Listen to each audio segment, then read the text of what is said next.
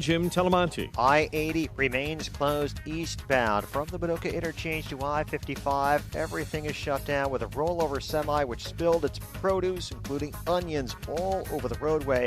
The traffic is diverted there at Ridge Road. There are heavy delays on 52 in Shorewood, westbound County Line to Ridge, and eastbound River Road to I-55. There are also heavy delays on northbound I-55 from 59 to 52 because of this. Farther north, the Stevenson runs 42 minutes, 3:55 to Lakeshore Drive. Kennedy, 44 minutes, O'Hare to downtown. Eisenhower, now an hour from 390 to downtown. From Wolf Road, it's 47 minutes. Orion, 26 minutes, 95th to downtown. It's traffic. I'm Jim Telemonti. Chicago's Morning Answer continues next. AM 560 Weather Center forecast, warm and humid with clouds and sun. Maybe a pop-up thunderstorm this afternoon, high 87. Currently, 70 degrees. Your next news update at 8. Chicago's Morning Answer with Dan and Amy continues next on AM 560, The Answer. From the Matrix Home Solutions studios, this is Chicago's Morning Answer on AM 560, The Answer. Listen to AM 560 The Answer online at 560theanswer.com, on the AM 560 mobile app, on your Alexa-powered smart speaker, and on TuneIn, iHeart, and on Odyssey. If you're looking for the latest news, insight into what it means, and the sharpest opinion, there's only one station in Chicago where you can turn, and it's this one. We're AM 560 The Answer. Top of the morning, Dan and Amy. Our friend Bob Woodson has an op-ed in the Wall Street Journal with some sad news. A guy named Carl Hardrick, who is known in Hartford, Connecticut as Brother Carl. I had the chance to meet Brother Carl at an organizational meeting for Woodson's 1776 Unites project in D.C. a few months back. Oh, well, actually, I guess it was last year already. And Hardrick is a former gangbanger who has spent his life trying to bring peace between gangs in Hartford, Connecticut, and he has the credibility to do so. It was really interesting to talk to him. I think there's actually an interview I did of him on the 1776 Unites website if you want to check that out, but he's really fascinating cat. The sad news is that, as Bob Woodson reports, McKee Buckley, the 19-year-old grandson of Carl Hardrick, one of our most faithful leaders in youth violence prevention, was fatally shot in Hartford, Connecticut on Memorial Day weekend. Oh, God. Student athlete in his freshman year at American International College in Springfield, Mass. When Carl called to tell me the terrible news, his words broke my heart. It's my job to keep kids safe, but I can't even protect my own grandson. Oh. And the title of Woodson's piece is The Deadly Results of Defunding the Police. You want to drive this home, bring this out of sort of the debate hall and into the real world. As Woodson notes, homicide rates in large cities up 24% since January. Criminologist Joseph Giacalone, an adjunct professor at John Jay College of Criminal Justice, former NYPD, predicts they'll increase even more this year. We've heard the same predictions about Chicago. As radical progressives continue to try to defund the police, our families, friends, and neighbors have paid the price. And now people like my friend Carl have to wonder whether a child's death could have been prevented if a police officer had been there to stop it. The defund the police movement has been a death sentence for innocent black children, writes Bob Woodson. For more on this, pleased to be joined by our friend Will Reilly, also a part of the 1776 Unites organization and project with Bob Woodson and many other scholars. Will is a assistant professor at poli-sci, Kentucky State University, and author of Hate Crime Hoax, How the Left is Selling a Fake Race War. Will, thanks for joining us again. Appreciate it. Sure. Always good to be back on the show, Dan. And, I mean, just sort of your assessment of Bob Woodson's assessment as we stand here today. Well, I think you and I both met and had a drink with Brother Carl at the 1776 event. So, I mean, that's a situation I hadn't been aware of that. I mean, I should probably call him personally, as you said you did. I mean, that's very unfortunate. Yeah. And I do think that, like, literally, buddy's son getting shot, that's a tangible representation of what we're talking about here. the idea of defunding the police, and defunding the police might not even be the proper term for what's going on. I think the bigger issue is that in response to protests, really trying to be good officers and work with communities, you've seen the police in a lot of major cities pull back stops. You're talking about stop and frisk. You're talking about gun stops by 60 or 70%. And if you look at, for example, the most recent Commission on COVID-19 and Crime report, that began literally the week after George Floyd's death. That was May, early June of 2020. And since that point, we've seen crime skyrocket. I mean, crime last year was up 32% over the previous year in the summer, 41% over the previous year in the fall. It's now up 24% again. I guess that would be 2021 over 2020, and that's when Brother Carl's young son was shot. So, I mean, this is something that is a stupid idea that we've tried over and over again. We tried this in the 1960s. We tried this with maximum sentences. I guess that would be late 1970s. We tried this in 2014 after the first wave of Black Lives Matter riots. This has now been going on for 5 years. And every time what you've seen has been what's called the Ferguson effect, the Oakland effect. You've just seen increases in crime. So we obviously all want good, non-abusive cops, but where you have no cops on the block, and where you also don't allow citizens to own guns, by the way, if you're looking at Chicago or Baltimore, you see more crime. Well, and speaking of Baltimore, by the way, I mean, this is, I guess, one manifestation of the revolt. More than 36 Fells Point business owners have sent a letter to Baltimore's mayor, Brandon Scott, and city council. The letter says, in part, what is happening in our front yard, the chaos and lawlessness that escalated most recent weekend into another night of tragic, unspeakable gun violence has been going on for far too long.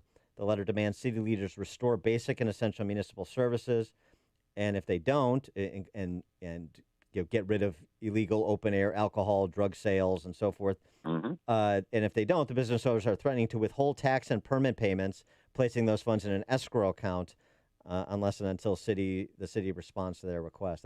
That's interesting. That could be an interesting moment.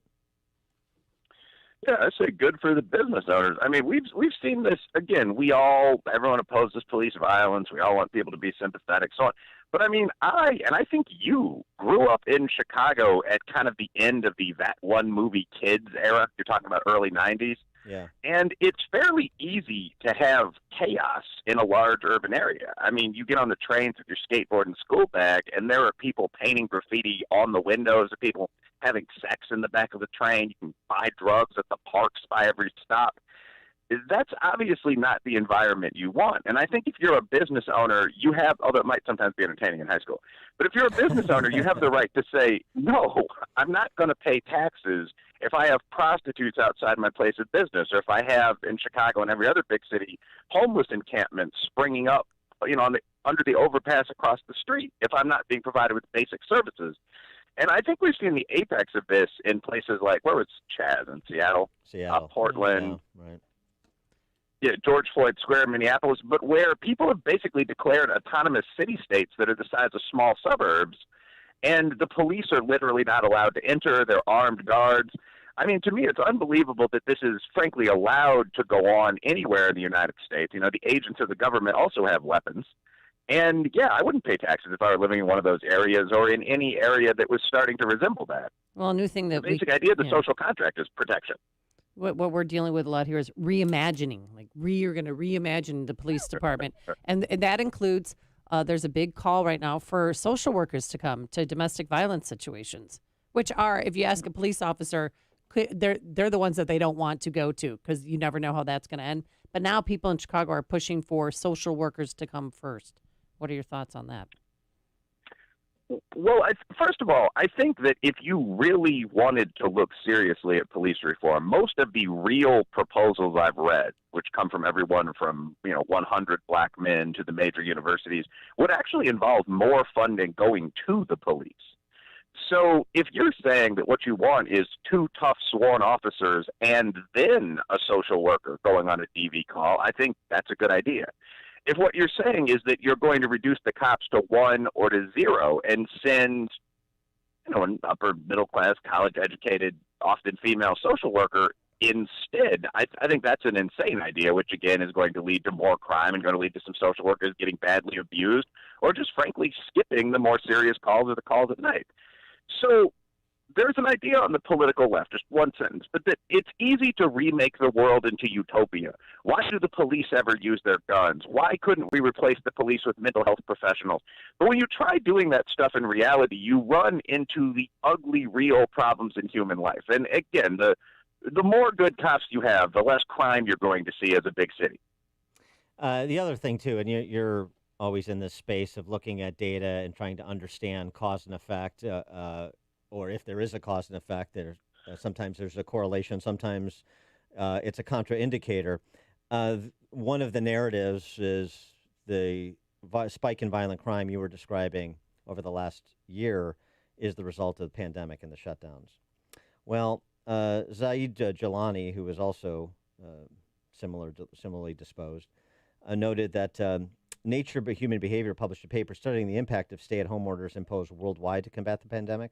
What they found was that the more stringent restrictions over movement in public squares, in public space, were predictive of larger declines in crime.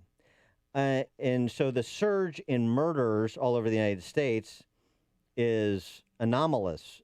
Canada saw no increase in homicides. Mexico saw a 0.4% decline in murders last year. El Salvador saw its homicide rate drop to a historic low, which is one of the most violent countries in the world. At least San Salvador is one of the most violent cities.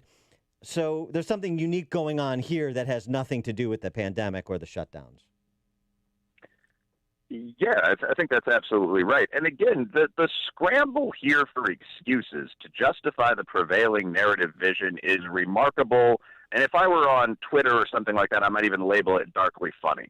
And we've seen this every time that this has happened, right? I mean, in the 1960s, you had Miranda, Escobedo, Fruit of the Poison Tree, mandatory maximum sentences, all of this within a period of maybe 10 years, you saw crime surge. I mean, between 1963 and 1993, murders went from around 8,600 to around 25,000. But for a very long time, prior to Rudy Giuliani, prior to Freakonomics, the argument was, well, we can't just be, racist or classist or whatever the tagline was and attribute this to the fact that we're not pursuing crime. It has to be due to, say, lead paint. There are all these excuses made. Right. But the reality is that people have been using, metal-based paint in houses for a very long period of time, and we saw the crime surge only when the police were pulled back. And now it's more of the same. I mean, of course, there is no logical reason why requiring people to stay home all day would boost crime. You could argue that it would boost purely economic crimes as people got hungry. I'm an opponent of lockdowns. But if you actually look at burglary, hard drug sales, things like that, my understanding is that those offenses all decline. What you saw was an increase in rioting, an increase in fist fighting, an increase in murder, and it's hard not to link that to the giant public protests that went on for a year and often degenerated into riot. So I think we all at a common sense level know what happened, and we shouldn't be gaslit about that. He is Professor Will Reilly, Associate Professor at Poli-Sci, Kentucky State University, author of Hate Crime Hoax, How the Left is Selling a Fake Race War. Will, thanks for joining us. Appreciate it. Thanks for having me. Bye. Thank you. And he joined us on our turnkey.pro answer line. Connect with Dan and Amy on the AM 560 The Answer mobile app. Just text the word app to 64636 to download the app today. This year has been interesting for family-owned businesses, especially restaurants. Augustino's Rock and Roll Deli and Grill wants to recognize you, their customers, for your loyalty and support. They've seen how hard you are working to keep everything going in the right direction, and they just want to say, you're amazing. With locations in Carroll Stream and West Chicago, Augustino's Rock and Roll Deli and Grill is a DuPage County favorite, earning generations of fans. Augustino's is known for sub sandwiches the size of your forearm, homemade Italian beef, burgers, pasta using family recipes, and fresh quality ingredients. Augustino's makes really good food, but specializes in relationships. Whether it's catering your special events, offering curbside pickup, home delivery, or providing safe inside and patio dining, keeping you fed, happy, and safe remains their highest priority. Get to Augustino's Rock and Roll Deli and Grill today. They're open 7 days a week, and they're on Facebook and Instagram. Check out their regular and catering menus, along with seasonal specials at augustinos.com. All right, it's about that time to take balance of nature. Do it every day, my boy.